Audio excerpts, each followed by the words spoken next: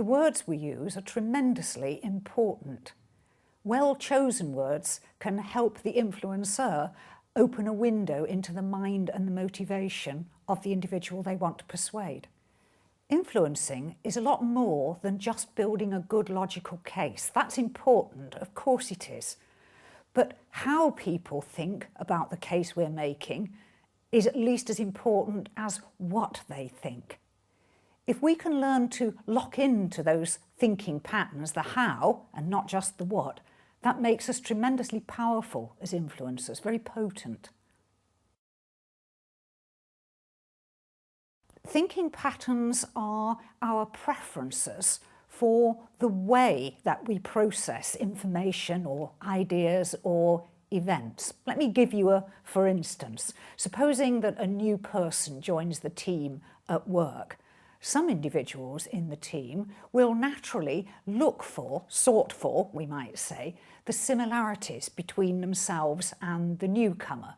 They might notice, for instance, that the individual was born in the same part of the country. They might notice that they went to the same college or university and studied the same subjects.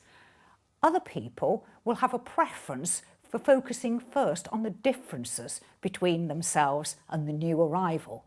Maybe their age, maybe their accent, maybe their appearance. Neither preference is better or worse. It's just whether we tend to sort for sameness or whether we tend to sort for difference. Now, if I want to influence someone, that means that I know how to talk to them as well as what to say. Suppose, for instance, that I'm a manager or a team leader and I'm tasked with helping my team to understand, embrace and accept some change in the systems we use at work. I'll be able to talk to the sameness people in sameness language, which they will find reassuring, emphasising all the ways in which the new system is going to be very similar to the one that we're leaving behind. Whereas when I talk to the difference people, I can emphasise the changes, the challenges, what's going to be new, and they'll find that exciting. Now, some people might think that that sounds a little bit like spin. I don't mean that at all. If we want to influence someone, I believe that integrity is absolutely essential. Well-chosen words is a bit like linguistic rapport. We all know how in influence people will match another person's body language. If we're getting on well together, if we're in harmony, our body language will naturally match. It's not something we have to do on purpose. So well-chosen words is a way of doing that, but simply through the words that we choose when we try to influence someone, it enables us to lock into their thinking patterns and establish rapport at what you might call a mental or emotional level.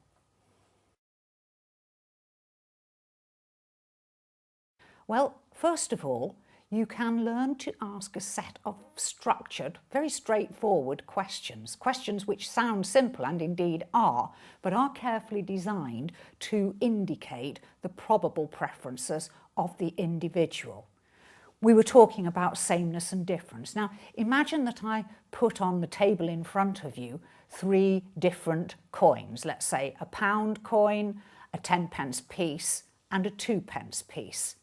And I ask you the question, as you consider these 3 coins, what do you notice about them? Now, sameness sorters, those with a preference for a sameness thinking pattern, will tend to default to noticing the similarities between the 3 coins. The fact that they're all circular, perhaps. The fact that they're all sterling. The fact that they all have the date on them. Difference preferences, on the other hand, would indicate the differences, as the word implies, between the 3 coins. Yes, they all have the date on them, but they all have a different date. The 3 coins are each a different colour. They each have a different value. So that's one way that we can find out or begin to look into what an individual's thinking pattern preferences may be.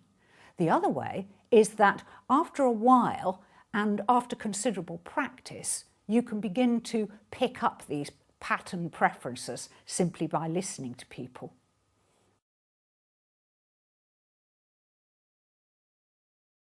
Well, I simply match my chosen words to their thinking pattern preferences, just as I might match body language so I can match their thinking patterns. In summary then, we all have our own different combination of thinking patterns preferences.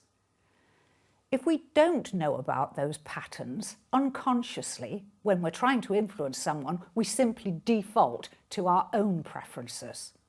But once we realise that the person we're trying to influence will have his or her own personal set, we can, through well-chosen words, match their preferences and influence them much more powerfully, all through a few well-chosen words.